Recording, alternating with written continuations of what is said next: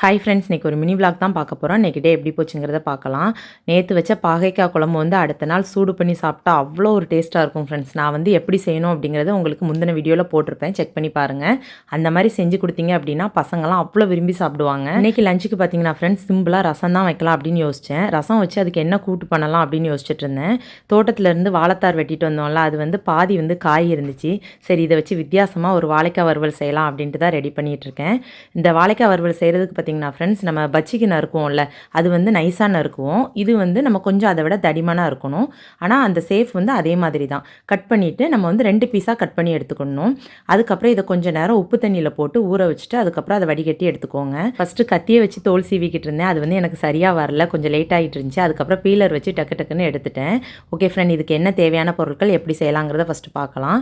ஒரு பவுலில் பார்த்தீங்கன்னா வத்தல் தூள், மஞ்சள் தூள், மல்லித்தூள், கரம் மசாலா, கொஞ்சமாக உப்பு, காயப்பொடி, அதுக்கப்புறம் மிளகுத்தூள், ஜீரகத்தூள், இது எல்லாமே சேர்த்து நல்லா மிக்ஸ் பண்ணிக்கோங்க. ஃபஸ்ட்டு இந்த மசாலா ஃபுல்லாக மிக்ஸ் பண்ணி எடுத்துக்கணும். அதுக்கப்புறம் கொஞ்சமாக அரிசி மாவு, கடலை மாவு, அதுக்கப்புறம் ரவை வந்து வறுத்த ரவைனாலும் சேர்த்துக்கலாம், நார்மல் ரவைனாலும் சேர்த்துக்கலாம். இது எல்லாமே நல்லா மிக்ஸ் பண்ணிவிட்டு ஒரு பிளேட்டில் வந்து ஸ்ப்ரெட் பண்ணி வச்சுக்கோங்க. அதுக்கப்புறம் நம்ம இந்த உப்பு போட்டு ஊற வச்சுருக்கோம்ல வாழைக்காய், அதை வந்து வடிகட்டிக்கோங்க. வடிகட்டிட்டு அதுக்கப்புறம் அதை வந்து நல்லா ஒவ்வொன்றா முக்கி முக்கி எடுத்து வச்சுக்கோங்க. நம்ம வந்து நல்லா டிப் பண்ணி எடுத்துக்கணும். நல்லா சும்மா மேல் டாப்பில் இருக்கக்கூடாது, நல்லா முக்கி எடுத்துக்கணும். அதுக்கப்புறம் ஆயில் பார்த்திங்க அப்படின்னா லைட்டாக ஸ்ப்ரே பண்ணாலே போதும். ஸ்ப்ரே பண்ணி இந்த சைடும் அந்த சைடும் பரட்டி நல்லா வேக வச்சு எடுத்துக்கோங்க.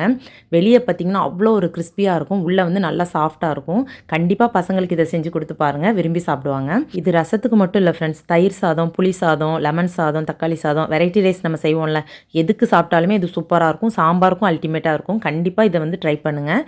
அதாவது குழந்தைங்க வந்து விரும்பி சாப்பிடுவாங்க. ஒரே வாழைக்காய் பொரியல், வாழைக்காய் புட்டு இந்த மாதிரி செய்கிறதுக்கு இந்த மாதிரி செஞ்சு கொடுத்து பாருங்கள், ரொம்ப விரும்பி சாப்பிடுவாங்க. செஞ்சு பார்த்துட்டு எப்படி இருந்துச்சுங்கிறத மறக்காமல் கமெண்ட்டில் சொல்லுங்கள். இந்த வீடியோ உங்களுக்கு பிடிச்சிருக்கும்னு நினைக்கிறேன். வீடியோ பிடிச்சா லைக் பண்ணுங்கள், ஷேர் பண்ணுங்கள், மறக்காமல் சப்ஸ்கிரைப் பண்ணுங்கள். அடுத்த ஒரு சூப்பரான வீடியோவில் பார்க்கலாம். பாய்.